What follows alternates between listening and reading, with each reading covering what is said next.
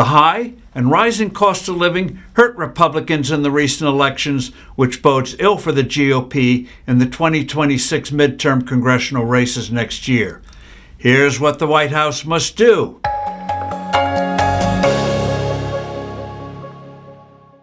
Hello, I'm Steve Forbes, and this is What's Ahead, where you get the insights you need to better navigate these turbulent times. Republicans are in panic mode. Voters are blaming them for high prices. Yes, it's true, much of that is the result of Joe Biden's disastrous policies. But as incumbents, the GOP owns the economy now. What they must not do is fall into the trap Biden fell into and blame businesses like beef processors and pharmaceutical companies. They would sound no different than Senator Elizabeth Warren and New York City's incoming neo-communist mayor Zoran Mandani. Voters won't be impressed. There are, however, a number of constructive measures to be taken. Combined with a better communication strategy, the GOP would be in a far stronger position to face the electorate. Start with tariffs. As the administration now acknowledges, tariffs are taxes. They are a barrier between producers and consumers. They make doing business more expensive. That hurts the economy. A good start was the announcement that higher tariffs would be exempted on a variety of foods like coffee, tea, beef, tomatoes, bananas, cocoa, various spices, and other agricultural goods. While egg prices are down, all too many other grocery items are more expensive. There should be more such exemptions, starting with Italian pasta. Helping out here, the Supreme Court will likely rule that tariffs imposed by executive order are unconstitutional. That will cut the overall tariff tax by over 50%. This brings us to the sensitive issue of housing, which has become unaffordable for millions of would-be buyers. Removing tariffs on building materials like lumber would help reduce building costs.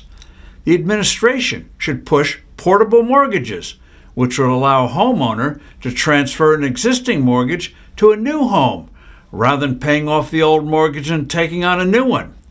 This would enable people who got those juicy 3% mortgages a few years ago to move without getting hit with higher rates, thereby opening up a partially frozen market. Very importantly, the administration should graphically and persistently highlight areas of the country with reasonable zoning laws and sensible permitting processes, in contrast to those that impose onerous restrictions and time-consuming procedures.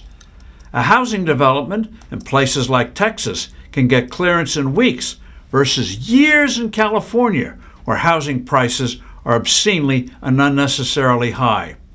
Of course, President Trump should continue pressuring the Federal Reserve to slash interest rates, which are inexcusably high. Long-term mortgages for qualified buyers shouldn't be higher than 5% instead of the 6+% level today. Healthcare is another cost of living sore spot. The proclaimed goal should be to get patient control of healthcare dollars rather than employers, insurances, and Medicare and Medicaid. To that end, unnecessary restrictions on health savings accounts, which cover more than 61 million people, should be removed or modified, including how much money can be put into these vehicles.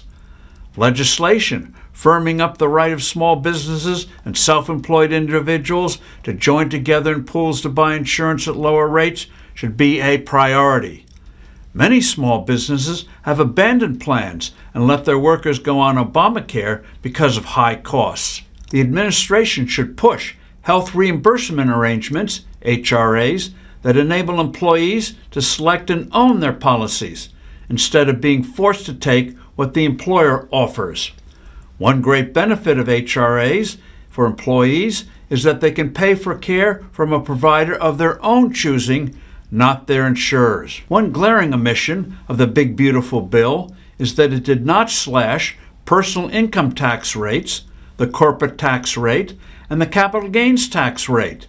Republicans should put forth another reconciliation bill to do just that. Such reductions will more than overcome the dead weight of tariffs. Robust prosperity and rising incomes would deal a mighty blow to a lack of affordability. I'm Steve Forbes. Thanks for listening. Do send in your comments and suggestions. I look forward to being with you soon again.